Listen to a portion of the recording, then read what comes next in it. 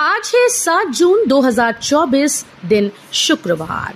नमस्कार, सुप्रभात। न्यूज छत्तीसगढ़ में आपका बहुत बहुत स्वागत है। इससे पहले आप छत्तीसगढ़ के कौन से जिले से न्यूज को देख रहे हैं, कमेंट में हमें जरूर बताइए। साथ ही डेली अपडेट रहने के लिए चैनल को सब्सक्राइब जरूर करें। नई सरकार के शपथ ग्रहण समारोह की तारीख में बदलाव। राष्ट्रीय जनतांत्रिक गठबंधन को लोकसभा चुनाव में 293 सीटें मिली। नरेंद्र मोदी को एनडीए का नेता चुना गया। सभी घटक दलों ने अपने समर्थन का पत्र सौंप दिया है। अब मोदी तीसरी बार प्रधानमंत्री के रूप में शपथ लेंगे। हालांकि उनके शपथ ग्रहण समारोह की तारीख को लेकर संशय बना हुआ है। बताया जा रहा है कि प्रधानमंत्री पद के शपथ ग्रहण समारोह की तारीख में बदलाव कर दिया गया। अब मोदी 9 जून को शाम 6 बजे तीसरी बार भारत के प्रधानमंत्री पद की शपथ लेंगे।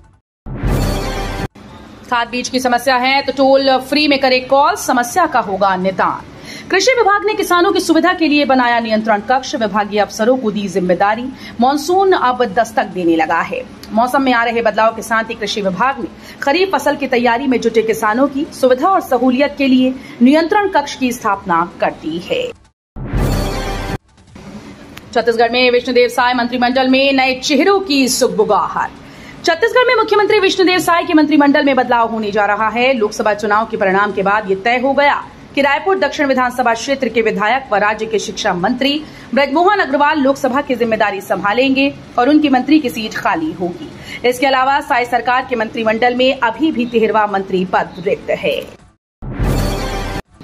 छत्तीसगढ़ में 8 जून को प्रवेश करेगा मानसून। बस्तर में बारिश के आसार।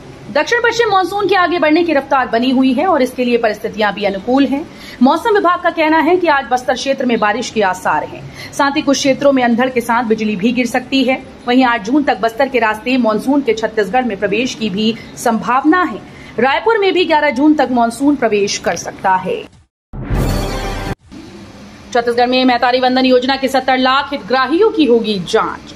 महिला व बाल विकास विभाग ने महत्वाकांक्षी महतारी वंदन योजना के लाभार्थियों की पात्रता फिर से जांचने की तैयारी की है।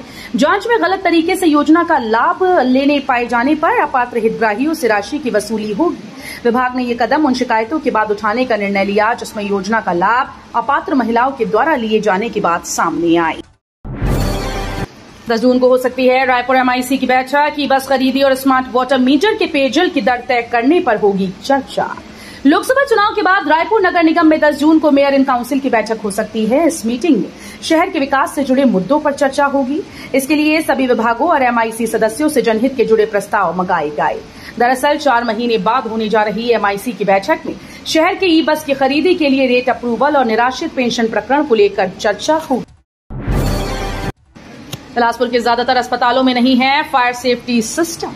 छत्तीसगढ़ के बिलासपुर, रायपुर सहित बड़े अस्पतालों में एक बार फिर से फायर सेफ्टी सिस्टम की व्यवस्था को लेकर सवाल उठने लगे।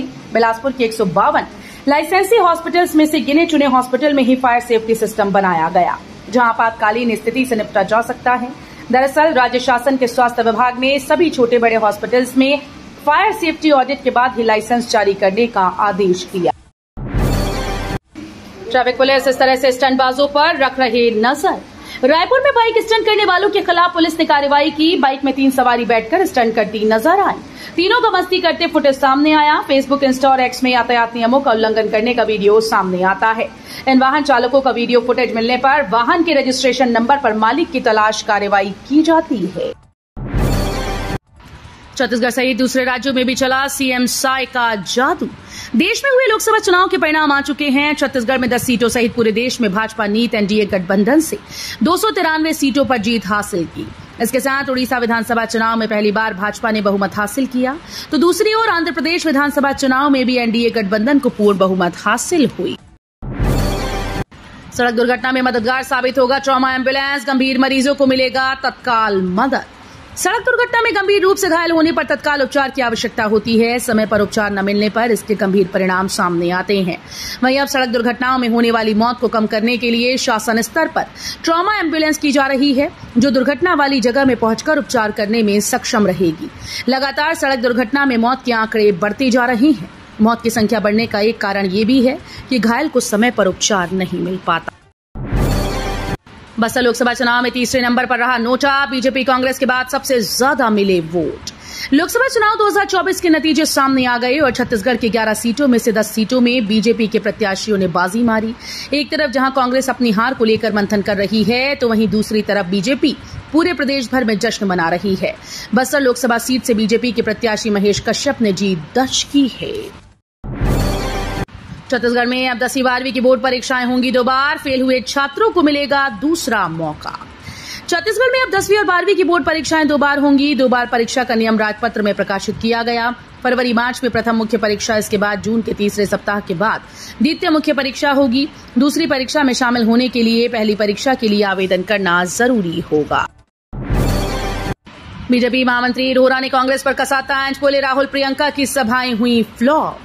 छत्तीसगढ़ में 10 लोकसभा सीट जीतने के बाद भाजपा प्रदेश महामंत्री जगदीश रोहरा ने कांग्रेस पर तीखा कटाक्ष किया। राज्य की जनता ने कांग्रेस के राष्ट्रीय नेताओं को भी नकार दिया। साथ ही कांग्रेस के बड़े चेहरे राहुल और प्रियंका की सभाएं फ्लॉप साबित हुई। उन्होंने तंज कसते हुए कहा कि छत्तीसगढ़ के कांग्रेसी बजाय आत्ममंथन करने के अपनी तथाकथित जीत का झूठा प्रचार करके मुंगेरी लाल का चरित्र प्रदर्शित कर रहे हैं। एक ही नंबर की 2 गाड़ियों से गांजे की सप्लाई। दुर्ग में 1 क्विंटल गांजे के साथ 3 आरोपी गिरफ्तार। दुर्ग जिले की क्राइम टीम ने जामुल थाना क्षेत्र में गुरुवार सुबह 1 क्विंटल गांजे के साथ 3 आरोपियों को गिरफ्तार किया। पुलिस ने आरोपियों के कब्जे से 3 गाड़ियों को जब्त किया, जिसमें 2 गाड़ियों एक ही नंबर की मिली। पुलिस मामले की जांच कर रही है। जानकारी के मुताबिक एक युवक कई सालों से गांजा बेचने का काम करता है। पुलिस को सूचना मिली थी कि उसके पास गांजे की बड़ी खेप आई। ऑटो टैक्सी महासंघ ने कहा, ट्रैफिक पुलिस कर रही अवैध वसूली। रायपुर के ऑटो टैक्सी महासंघ ने ट्रैफिक पुलिस पर अवैध वसूली का आरोप लगाया। संघ के सदस्यों ने रायपुर एसएसपी से मुलाकात कर कहा कि कुछ दिनों से भारी चालान का डर दिखाकर कुछ ट्रैफिक कर्मी अवैध वसूली कर रहे हैं। उन्होंने ऑटो और टैक्सीज का आरटीओ से कागजात बनवाने के लिए 2 महीने का समय भी मांगा। संघ के अध्यक्ष कमल पांडे गुरुवार दोपहर महासंघ के सदस्यों के साथ रायपुर एसएसपी ऑफिस पहुंचे। छत्तीसगढ़ का वो गांव जहां आज भी पानी के लिए होती है जद्दोजहद। एक तरफ देश में चल रही पीएम मोदी की हर घर जल जीवन मिशन नल योजना और दूसरी तरफ है पंडरिया विकासखंड का रेंगा बोर्ड गांव।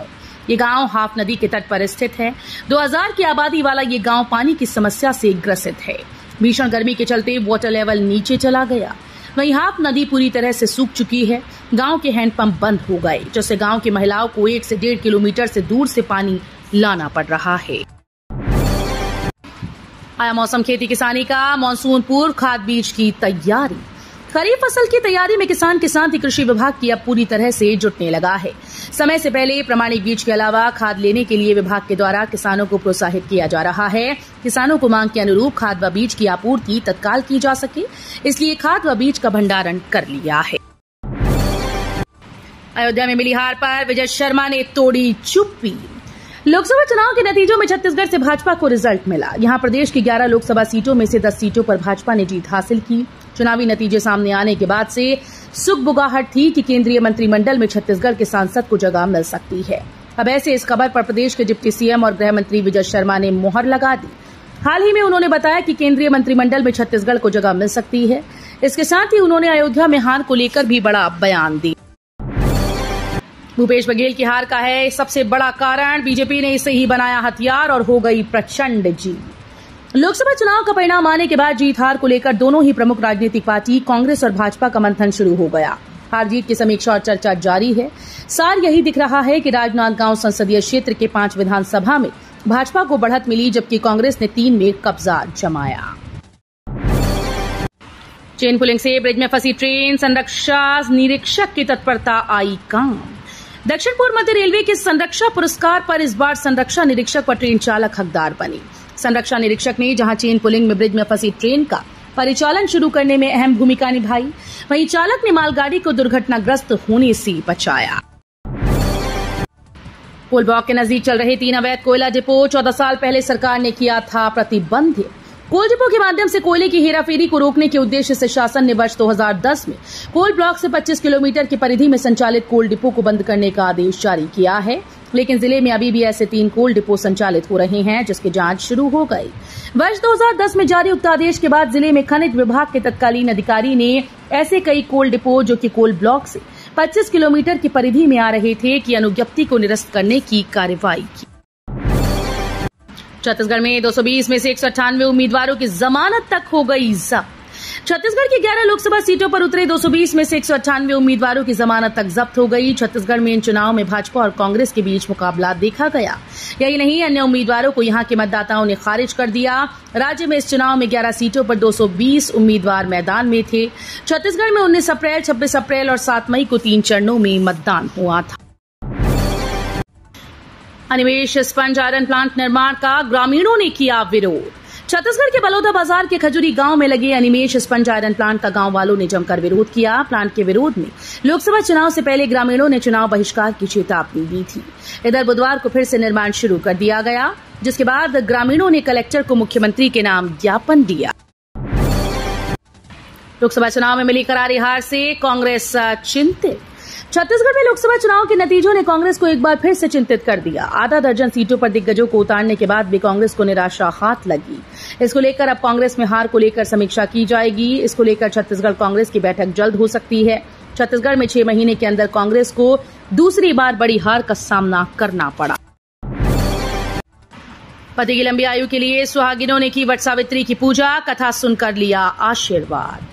वट सावित्री व्रत के चलते गुरुवार को सुहागिन महिलाओं ने अपने पति की लंबी आयु के लिए व्रत रखते हुए बरगद पेड़ की पूजा और आशीर्वाद लिया। बताया जाता है कि ये दिन सुहागिन महिलाओं के लिए विशेष महत्व रखता है।